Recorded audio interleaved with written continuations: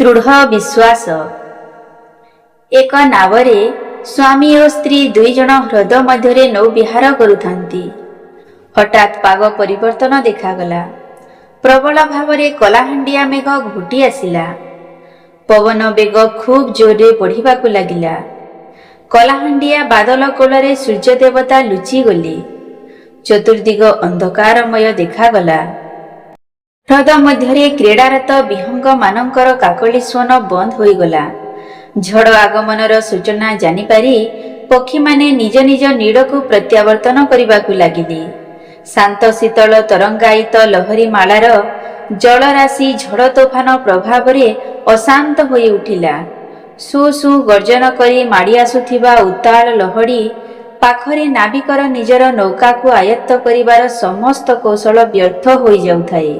उत्तला जलराशि उपरे ददल्यमान नावटी जे केउ मुहूर्तरे गभीर ह्रद मध्य ओलटी पड़ी लीन होइजिब ए प्रकार मृत्युर भय नावरे बसिथिबा महिलांक ठारे देखादेला।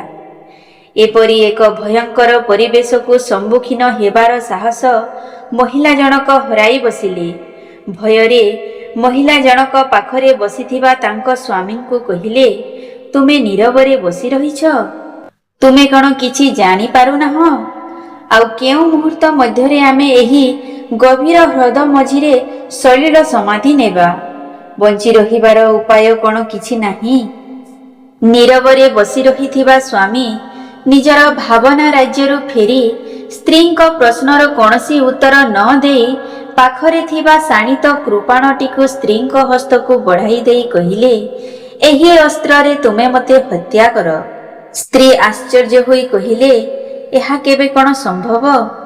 जीवनर भल पाउथिबा तार इहकाल ओ परकालर देवताकू सीए केबे कण हत्या करि पाइबो? स्वामी कहिले, मु जाने तुमे मते केबे मारी पारिबो नाही। ए दृढ़ विश्वास मोर तुम उपरे अछि। ठीक सेहिपरि तुमे जेपरि मते भल पाउछ मोर प्रभु मध्य मते भल पांती। तेणु मो प्रभुंक उपरे मोर दृढ़ विश्वास अछि। से केबे मते मारी पारिबे नाही। तुमे निर्भय सेही प्रभुंकु स्मरण कर। सतकु सत किछि समय परे झड़ तोफान थमिगला। अणआयत्त नावटी निरापदरे आसी कूलरे लागिला। दृढ़ विश्वास बलरे उभयंकर जीवन रक्षा पाइगला। एक आसन्न विपदरु भगवान जे रक्षा करिदेले ए कथा स्त्री मर्मे मर्मे अनुभव करी भगवान का पाद पद्मरे निजर आत्मसमर्पण करिदेले एवं भगवान का ठारे दृढ़ विश्वास थिले समस्त विपद जे दूरेई जाए ए कथा सी बुझी पारिथिले।